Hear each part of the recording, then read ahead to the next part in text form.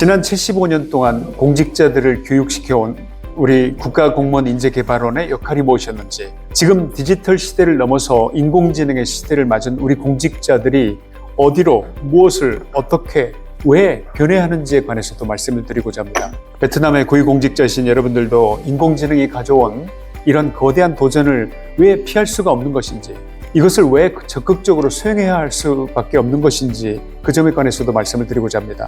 베트남에서 우리 윤석열 대통령보다 더 유명한 사람이 한 분 있는데, 그분이 바로 축구 감독 박항서 감독이었다고 알고 있습니다.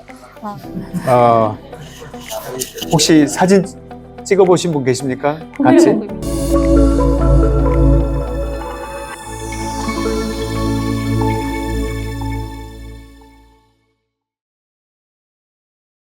cán bộ rất là nòng cốt và xuất sắc vì tham gia một cái chương trình đào tạo như thế này. 오늘 저의 방문을 따뜻하게 맞아주신 응원 수원탕 HCMA 원장님, 그리고 여러 직원 여러분들께, 그리고 오늘 이 강연을 준비하기 위해서 애써주신 여러분들께 감사를 드립니다. 제가 경험했고 또 제가 직접 보고 느낀 우리 대한민국의 발전상을 잠시 돌아본다면, 지난 한 세기 동안 그 어떤 서구 사회가 경험했던 그런 변화보다 또 컸고 빨랐고 대단히 격렬했다고 생각합니다. 여기 계신 많은 분들이 아시고 계시겠지만, 우리 대한민국은 2차 세계대전 이후에 남북의 분단에 이어서 1950년에 남북 간의 그 전쟁의 참화로 그야말로 전 국토가 잿더미가 되었습니다. 절망과 가난과 그리고 부모나 형제자매를 잃은 통곡이 그 첫 출발선이었다는 점을 고려해 본다면, 지금 대한민국의 발전상은 한마디로 놀라움 그 자체라고 평가되지 않을 수 없을 것 같습니다. 베트남은 역사적인 측면에서 어떤 면에서는 대한민국과 닮은 부분이 많은 것 같습니다. 분단을 겪은 점도, 전쟁의 참화를 겪은 점도, 또 끈질기고 근면한 국민성을 갖고 있고 또 미래지향적인 그런 비전을 갖고 있다는 점에서도 우리는 많은 부분이 어떤 면에서는 닮았다고 볼 수밖에 없습니다. 최근에 전 세계의 전문가들은 베트남이 보여주고 있는 경제적인 역동성에 대해서 크게 주목하고 있는 것으로 알고 있습니다. 어쩌면 베트남이 아시아의 차세대 거인이 될지도 모른다, 이런 예상을 하고 있는 것입니다. 저는 오늘 이 자리에서 대한민국의 발전의 초창기에 어떤 일이 있었는지, 그리고 이렇게 빠른 성장을 이루어낸 비결이라는 것이 만약에 있었다면 그것이 무엇이었는지에 대해서 말씀을 드리고자 합니다. 지난 75년 동안 공직자들을 교육시켜온 우리 국가공무원인재개발원의 역할이 무엇이었는지, 지금 디지털 시대를 넘어서 인공지능의 시대를 맞은 우리 공직자들이 어디로, 무엇을, 어떻게, 왜 변해하는지에 관해서도 말씀을 드리고자 합니다. 베트남의 고위공직자이신 여러분들도 인공지능이 가져온 이런 거대한 도전을 왜 피할 수가 없는 것인지, 이것을 왜 적극적으로 수행해야 할 수밖에 없는 것인지, 그 점에 관해서도 말씀을 드리고자 합니다. 제가 알기로 베트남은 1986년 제6차 공산당 대회에서 쇄신이자 혁신이란 뜻의 도이머이라는 경제정책, 그리고 경제개혁과 개방정책을 실시한 것으로 알고 있습니다. 도이머이 정책의 성공적인 집행으로 베트남은 지난 30여 년간 연평균 6% 중반의 높은 경제 성장률을 이루어냈습니다. 이는 여타 아세안 국가들 또는 동유럽 주요 체제 전환국의 성과를 크게 상회하는 것입니다. 이와 같이 빠르게 성장 중인 베트남 경제의 미래가 지금까지보다 앞으로가 더 밝아 보이는 이유가 몇 가지가 있다고 생각합니다. 첫째는 1억여 명에 달하는 베트남이 가진 인구의 힘입니다. 인구는 곧 현재의 생산 인력이면서 동시에 미래의 소비 주체로서 베트남의 지속적인 성장을 견인할 핵심 동력이기 때문입니다. 둘째, 15세에서 65세 사이의 근로인구가 인구 전체의 68% 이상을 차지하고 있다는 점입니다. 경제활동의 인구 비율이 이렇게나 높다는 것은 베트남이 가진 어쩌면 최고의 축복일 것입니다. 청년들의 활기와 진취성, 그리고 그 역동성을 가진 늙은 국가 아닌 젊은 국가라는 점, 그 점 때문입니다. 셋째, 사람이 미래다라는 말처럼 국가의 발전은 구성원의 자질과 능력에 의해서 크게 좌우되는 법인데, 베트남 국민들은 근면성실하고 높은 교육열을 가졌고 또 학습 능력 면에서 상당히 뛰어나다고 평가를 받고 있다는 점입니다. 게다가 최근 베트남은 많은 국비 유학생을 해외에 파견해서 우수한 인재를 키우고 있고, 유엔의 디지털 행정 분야 평가에서도 해마다 1위를 기록해 온 우리 대한민국의 공직자들을 파견해서 베트남의 급격한 디지털화를 위한 조치들이 이루어지고 있는 점도 또한 높이 평가됩니다. 넷째, 끈질기고 강인한 민족성입니다. 20세기 중반 전쟁의 참화 속에서도 당당히 다시 일어나서 베트남다운 모든 전통과 문화를 지켜냈다고 알고 있습니다. 이런 점은 우리 대한민국과도 정말 많은 부분에서 닮아 있다는 생각입니다. 지난 반세기 한국 경제의 성장과 발전 과정은 이미 많이 알려져 있는 부분이 있기 때문에 시간을 아끼기 위해서 굵직한 것 몇 가지만 말씀을 드리고자 합니다. 1950년대 초에 우리 한국의 1인당 국민 총소득은 겨우 67달러에 불과했습니다. 그러나 올해 전망치는 3만 5천 달러가 됐고 사실 그동안에 약 477배라는 놀라운 성장을 거두었습니다. 또한 한국은 초격차 기술로서 반도체, 원자력 발전소의 건조 기술 또는 방위산업 등에서 큰 평가를 받고 있는 중입니다. 특히나 경제협력개발기구 DAC의 회원국으로서 윤석열 대통령은 개발도상국에 대한 공적 개발 원조 ODA를 크게 늘림으로써 글로벌 중추국가로서의 책임을 다하고 있기도 합니다. 현재 세계 10대 경제 강국으로 평가받을 뿐만 아니라 여러 가지 K-팝을 비롯한 K-드라마 등등 한류를 전 세계에 유행시키는 그런 그 문화 한국을 수출하는 나라로 거듭나고 있는 중입니다. 우리나라가 이러한 성공을 거두게 된 데는 한 가지 중요한 비결이 있다고 생각됩니다. 당시에는 제가 말씀드리려는 그 내용을 미처 깨닫지 못했지만 시간이 지나면서 그게 그거였구나라는 것을 알게 된 그런 부분이 한 가지 있습니다. 전쟁의 잿더미에서 절망에 빠져있던 우리 대한민국은 여러 선진 국가들로부터 전후 복구를 위한 해외援助를 많이 받았습니다. 국가 재건을 위한 마중물과도 같았던 그런 소중한 돈이었는데 당시 이승만 대통령은 이 외국 원조금 중에서 20%를 떼서 이거를 국민을 교육하는 인프라 투자를 했습니다.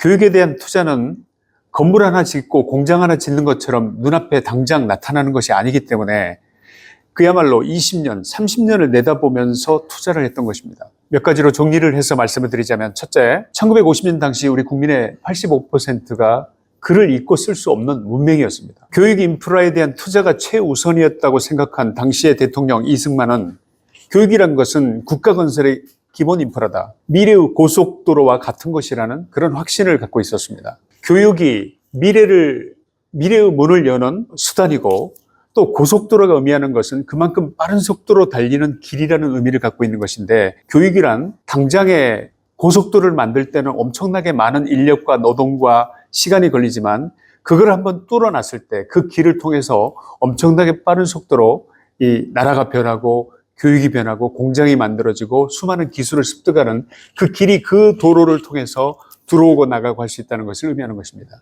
둘째, 이 둘째는 여러분들께서도 굉장히 주목을 하실 만한 부분입니다만 공직자에 대한 교육입니다. 1949년에 설립된 우리 국가공무원 인재개발원은 여기에 가장 좋은 인재, 머리 좋은 인재, 가장 우수한 인재들을 끌어들여서 국가행정을 이끌 공직자로 교육시키고 육성을 했습니다. 이들을 국가인재원에 들어오게 해서 기숙사에 숙식을 하면서 기본 역량 교육에서부터 공직가치, 리더십, 그런 역량 교육에 이르기까지 또 국가를 왜 지켜내야 하는지, 국가에 대한 충성이란 것은 어떤 의미를 갖는 것인지 이런 그 국가에 대한 어떤 마음, 국가를 위해서 봉사하는 이 공직자들의 어떤 자세에 이르기까지 모든 부분을 가르쳤습니다. 모든 국민을 가난에서 벗어나게 하겠다라는 그런 목표로 밤을 새워서 건설의 현장에까지 투입되어서 실제로 그들 노동자들과 함께 공직자들이 일을 하는 정도의 그런 성의를 가지고 일을 할 수 있는 그런 동기를 부여하는 그런 곳이기도 했습니다. 그래서 우리 국가인재원은 아주 젊은 영 리더들에서부터 그들이 재교육을 받는 과정에서 과장, 국장, 차관, 장관에 이르기까지 이런 모든 공직자들을 길러내는 그런 산실로서의 역할을 지금 하고 있습니다. 지금 여기 HCMA와 동일한 일이라고 생각을 합니다.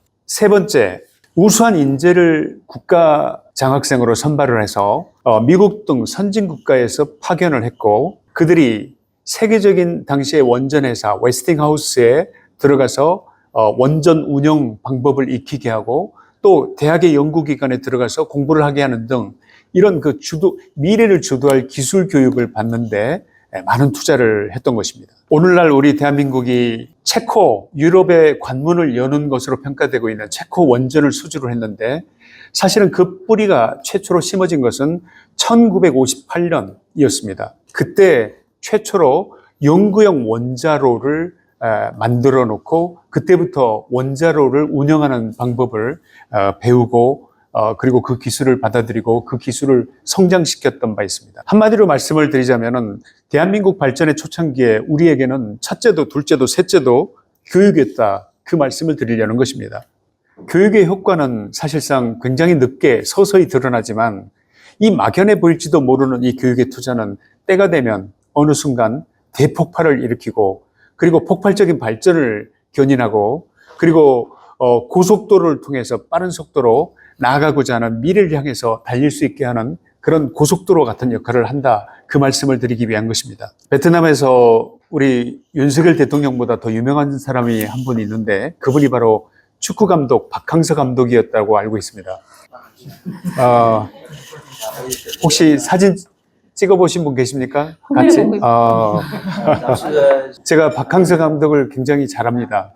근데 저도 사진을 찍어본 적은 없습니다. 왜냐하면 박항서 감독이 저를 모르기 때문에 저는 잘 알지만 월드컵 4강의 신화를 이뤘다는 거 혹시 알고 계십니까? 당시에 명감독 거스 히딩크가 있었는데 그 히딩크 감독들은 초창기에 선수들의 기초 체력 훈련에 모든 것을 걸었습니다. 그분의 기본적인 축구 철학은 전반과 후반 그리고 추가 연장전까지 뛰어도 체력이 남아 돌게 만드는 것이 목표였습니다. 이 기초 체력의 바탕 위에서 전술훈련을 만약 전맥한다면 또 그렇기 때문에 축구의 강국 이탈리아를 무너뜨리고 포르투갈을 무너뜨리고 스페인을 침몰시킬 수가 있었던 것입니다. 박항서 감독도 베트남에서 아마 히딩크와 함께 뛰었던 당시에 그런 경험을 살려서 베트남의 축구를 그렇게 발전시킨 것으로 알고 있습니다. 국가에게도 어쩌면 마찬가지일 겁니다. 바로 그 기초 체력은 교육인데 우리 대한민국은 거의 모든 청년들이 대학에 지나가는 나라입니다. 두 번째로는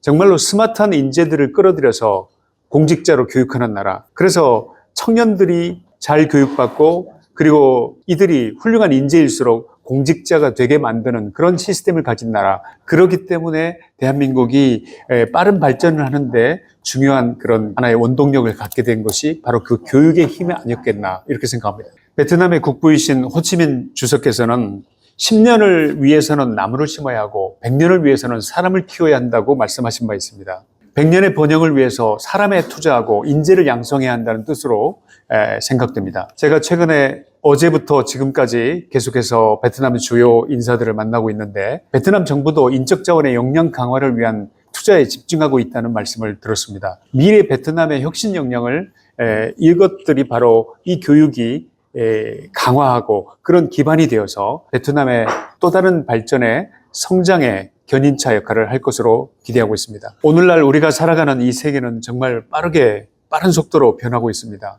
자고 일어나면 또 다른 혁신, 또 다른 신기술의 개발에 관한 소식이 신문 지면을 장식하고 있는 것을 보게 됩니다. 우리가 살아가는 하루, 우리의 조상들은 수십 년과 맞먹을 만큼이나 그만큼이나 빠른 빛의 속도로 흐르고 있습니다. 우리 인류가 얼마나 먼 길을 걸어왔는지 한번 생각해 보십시오. 불의 이용, 바퀴의 발명에 이어서 1차, 2차, 3차 산업혁명의 시대를 거쳐오면서 우리 인류는 우리가 이룬 그 모든 진보와 혁신을 정말 자랑스러워했습니다. 여기 있는 우리들 모두는 하루 종일 먹을 것을 찾아 헤매던 그런 원시 시대에 태어나지 않은 것이 얼마나 다행입니까? 그때는 그야말로 생존만이 유일한 목표인 그런 세상, 우리는 그 세상에 태어나지 않은 것이 참으로 다행이다 생각됩니다. 우리에게는 새로운 세상이 있습니다. 우리는 가능한 것의 한계를 넘어서고 우리가 원하는 미래를 창조하는 것, 그것이 진정한 도전인 시대에 우리가 태어나 있으니 우리 얼마나 행운한지 한번 여기서 되새겨 보시기를 바랍니다. 근데 우리 앞에 정말로 큰 도전이 닥치고 있습니다. 이 도전을 우리가 받아들이지 못한다면 우리는 도태되고 말 겁니다. 모든 국가들의 생존이 걸린 문제라고 생각됩니다. 다름 아니라 지금 우리가 맞은 이 시대는 인공지능으로 대표되는 4차 산업혁명의 시대, 바로 이제까지의 혁명과는 완전히 다른, 결이 다른, 기계가 사람처럼 생각하고 판단하고 말을 하고 또 행동을 하는 그런 세상이 된 것입니다. 심지어는 인공지능 기계가 시를 쓰고 작곡도 하고 그림도 그립니다. 인간의 영역이라고 믿어져온 예술의 영역까지 AI가 침투해 있습니다. 스스로 생각할 줄 아는 AI 로봇이 어쩌면 인간을 돕는 척 하다가 인간이 마음에 들지 않을 경우에 인간을 해칠지도 모르는 바로 그 의심, 이것이 단지 상상의 세계가 아니라 현실이 될 가능성을 지금은 그 누구도 의심하지 않는 그런 상황이 되어가고 있습니다. 여러분, 우리는 이렇게 생각해 오지 않았습니까? 과학은 발전이자 진보다. 이거 의심한 적이 있었습니까? 그러나 이번 4차 산업의 혁명의 근원은 우리 인류가 처음으로 진지하게 우리의 과학이 과연 이런 방향으로 가도 정말 괜찮은 걸까? 이것이 과연 옳은 것인가 하는 의문을 갖게 합니다. 우리 인류는 어떤 면에서 판도라의 상자를 열어 제낀 것일지도 모릅니다. 그러나 여러분께 말씀드리고 싶은 한 가지는 다가올 미래를, 그 미래의 변화를 피할 수가 없다면 우리는 그 미래를 끌어안아야 합니다.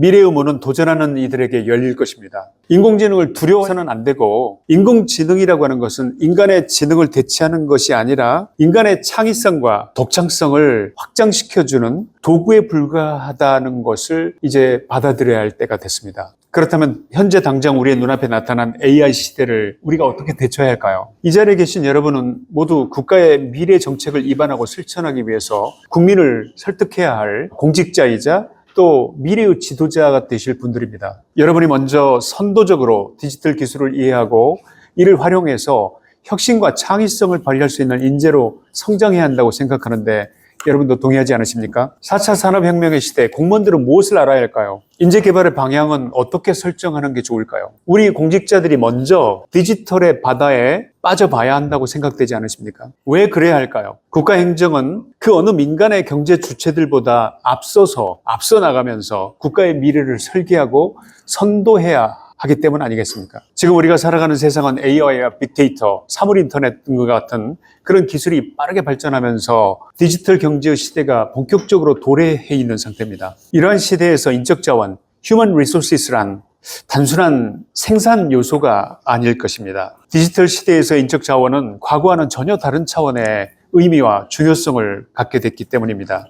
1차 산업혁명부터 3차 산업혁명까지의 변혁은 주로 기계 그리고 기술을 통해서 물리적인 노동을 대체하고 또 생산성 향상에 중점을 두었던 것입니다. 그러나 4차 산업혁명은 단순히 노동력을 대신하는 것이 아니고 지식과 창의성의 혁명으로 인적 자원의 역할을 근본적으로 바꾸고 있습니다. 몇 가지로 정리를 해서 말씀을 드리겠습니다. 첫째는 4차 산업혁명의 시대에는 디지털 마인드를 갖춘 인재, 그 인재를 길러내느냐 못하느냐, 이것이 국가의 역량을 좌우할 것입니다. 인적 자원은 더 이상 단순한 반복적 업무를 수행하는 노동력이 아니라 문제 해결과 혁신을 선도하는 주체가 되어야 합니다. 이를 위해서 디지털 기술에 대한 이해와 창의적 사고 능력을 가진 인재를 양성해야 한다고 생각합니다. 데이터 분석이나 소프트웨어 개발, 정보 보안 같은 디지털 역량뿐만 아니라 복합적인 문제 해결 능력, 협업 능력, 또 창의성과 같은 그런 소프트 스킬 또한 디지털 시대에 공직 인재가 갖추어야 할 필수 역량이 될 것입니다. 둘째, 국가의 교육 방향은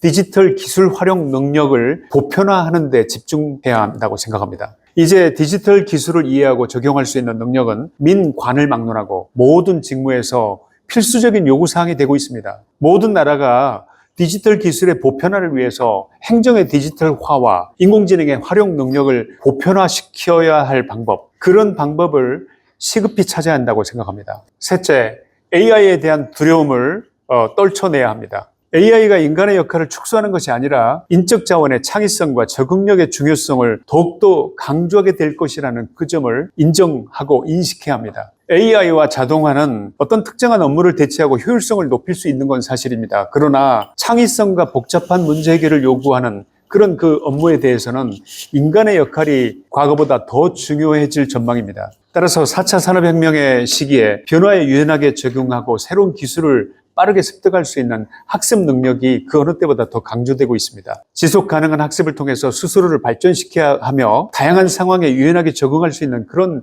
소프트한 마인드를 가지는 그런 것을 키우는 그런 공부를 해 나가야 한다고 생각합니다. 네 번째, 어느 국가가 디지털화 됐을 때 그 디지털 시대의 인적 자원은 과거의 생산 효율을 위한 노동력이 아니라 바로 미래의 혁신을 주도하고 미래의 변화에 유연하게 대응할 수 있는 그런 핵심 자산으로 거듭나야 하고 이것이 국가 디지털 교육의 방향이 되어야 한다고 생각합니다. 제가 처음에 서두에 말씀드린 바와 같이 한국의 역사는 인적 자원 개발에 대한 지속적인 투자가 나중에 어떤 후과, 어떤 대단한 변화를 일으켜냈는지를 잘 보여준다고 생각합니다. 이러한 성장의 결정적인 계기를 우리는 바로 교육 그리고 인재 양성에 대한 투자, 바로 이것이었다고 생각을 합니다. 지금 전 세계가 4차 산업혁명의 시대에 그 AI를 선점하기 위한 그런 노력을, 역량을 또는 국가적 역량을 집중하고 있는 그런 상태입니다. AI, 빅데이터, 사물 인터넷과 같은 그런 첨단 기술 분야의 전문가를 육성하기 위한 그런 체계적인 프로그램을 구축하는데 국가의 사활을 걸고 있습니다. 특히나 4차 산업혁명에 대비해서는 인재 양성에 투자를 하는데 우리 대한민국은 인공지능과 빅데이터 같은 미래 기술 분야에서 전문 인력을 확보하기 위한 방안으로 예를 들어서 AI 중심의 대학 그리고 빅데이터 연구소를 설립했고 또 공무원을 대상으로 한 디지털 역량 강화 교육을 적극적으로 확대하고 있는 중입니다. 또한 1919년부터 시행 중인 중요한 일이 있는데 AI 소프트웨어 중심의 대학 사업을 했습니다. 대학이 AI 인재, 소프트웨어 인재를 키우기 위해서, 교육시키기 위해서 이런 관련 과목들을 설강하고 또 기업과의 협력으로서 실제 현장에서 요구되는 기술을 배우도록 다각도의 지원을 하고 있는 중입니다. 교육과 인재 양성에 대한 한국의 이 같은 투자는 단기적인 성과를 넘어서 정말 장기적인 국가 경쟁력을 강화하는 데 큰 역할을 하고 있다고 생각합니다. 베트남의 경우로 잠깐 돌아가겠습니다. 베트남은 4차 산업혁명의 흐름 속에서 아세안 지역에서 가장 빠르게 성장하고 있는 경제 강국 중에 하나입니다. 그러나 빠른 경제 성장과 도시화, 디지털화의 과정에서 베트남은 다양한 과제에 직면하고 있는 것으로 보입니다. 이미 베트남도 디지털 역량 강화를 위해서 많은 노력을 하고 있는 것으로 알고 있습니다. 디지털 전환을 위한 인적 자원 개발과 그리고 프로그램들 이런 것들이 긍정적인 결과를 이미 보이고 있다고 들었습니다. 1000명 이상의 디지털 전환 전문가 양성 교육 프로그램을 통해서 공무원과 기업 종사자들의 역량을 강화하고 있고 또 다낭과 호치민시 같은 지역에서는 디지털 기술 교육과 코칭 프로그램이 효과적으로 시행이 되고 있어 그래서 경쟁력이 높아지고 디지털 전환 수요에 적극적으로 부응하고 있다는 점 그런 점은 매우 긍정적인 신호라고 생각합니다.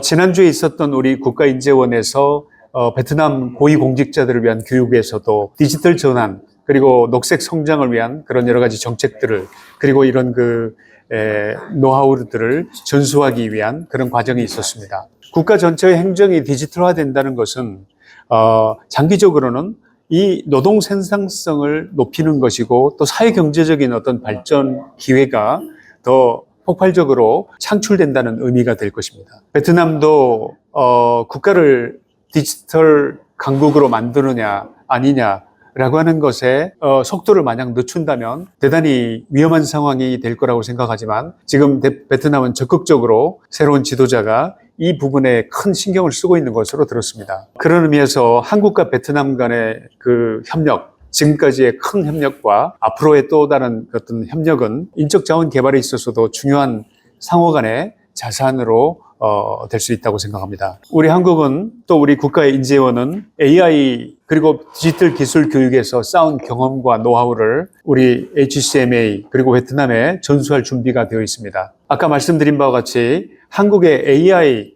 소프트웨어 중심 대학 사업과 같은 그런 모델을 베트남에서 도입해서 AI, 빅데이터, 사물 인터넷과 같은 그런 핵심 기술에 대한 전문 교육을 강화해 나갈 수 있다고 생각합니다.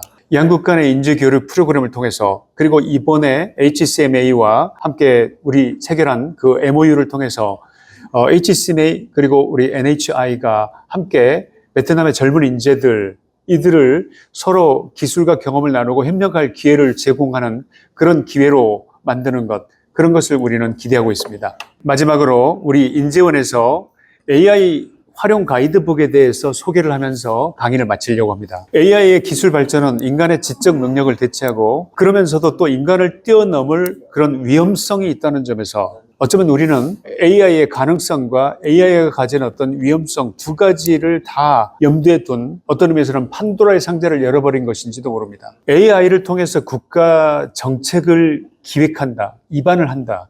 이거 대단히 위험한 일일 수도 있었습니다. 그러나 작년 가을 무렵쯤에 저는 이 판도라의 상자 하나를 열어 제꼈습니다. 두렵지 않았던 것은 아니지만 한 가지 믿음이 있었기 때문입니다. 가보지 않은 모든 미래는 원래가 두려운 법이다. 가면서 고치고, 가면서 바꾸고, 가면서 업그레이드 하자. 챗GPT 유료 버전으로 인공지능이 가진 놀라운 능력을 공무원 교육에서 먼저 한번 활용해보자. 이것이었습니다. 제가 직접 나서서 목표 설정을 했고 또 방향 설정도 했습니다. 국내 카이스트라는 유명한 대학 출신의 박사급 연구진들과 지금 이 자리에 계시는 윤우재 교수님, 김난 교수님 이런 두 분의 적극적인 참여로 이번 연구에 착수를 했던 것입니다. 그 결과물이 바로 이 책, 정책 업무에 특화된 인공지능 활용 가이드북입니다.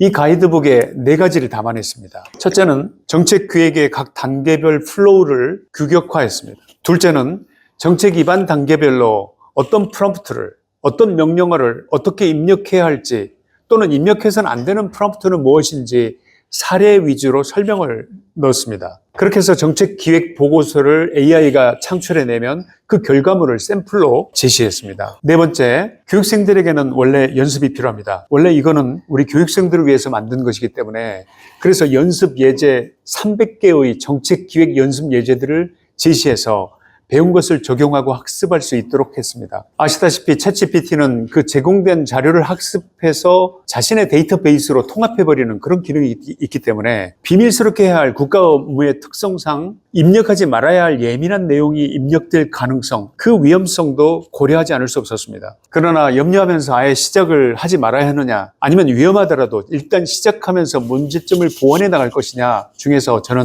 후자를 선택했습니다. 일단 저지르고 보자. 이것이었습니다. 챗GPT를 이용해서 국가 정책을 기획하는 가이드북을 만든 사례는 어쩌면 세계 최초일 것으로 생각합니다.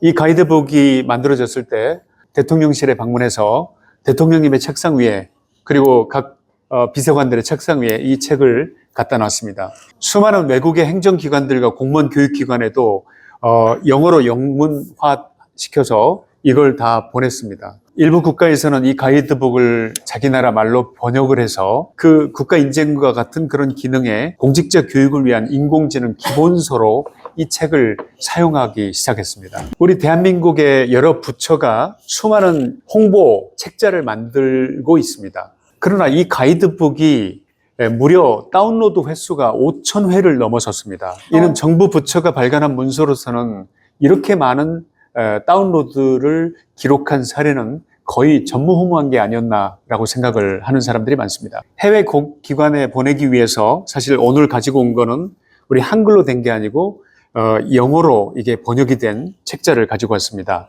괜찮으시다면 HCMA에도 이 책자를 전달해 드리고자 합니다. Chào học viện sử sách này ạ. 감사합니다. 피할 수 없다면 즐겨라. 미래를 두려워하는 자에게 미래는 열리지 않는다. Artificial intelligence is not a substitute for human intelligence.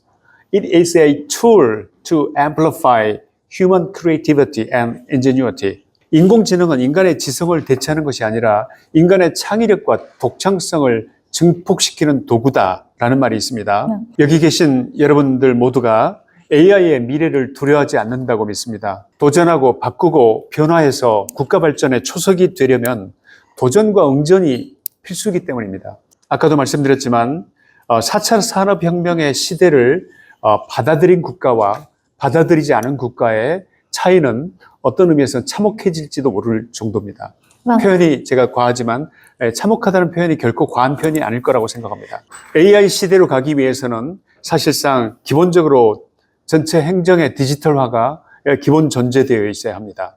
그 디지털화의 바탕 위에 4차 산업의 AI라고 하는 것을 내 나라에 활용 가능한 도구로 만들어내는 것, 이것이 베트남도 우리 대한민국도 앞으로 맞아야 할 중요한 도전이라고 생각합니다. 여기 계신 여러분 모두가 베트남을 위해서 그런 노력을 하시리라고, 또 베트남의 이런 그 변혁을 이끌어 가실 그런 분이라고 믿으면서 오늘 기조 강연을 통해서 여러분들이 더 훌륭한 공공인재 양성에 관한 혁신자가 되시기를 바라겠습니다. 여러분 모두의 건강과 행복을 기원하겠습니다. 오늘 말고 또 한 번 뵙기를 바랍니다.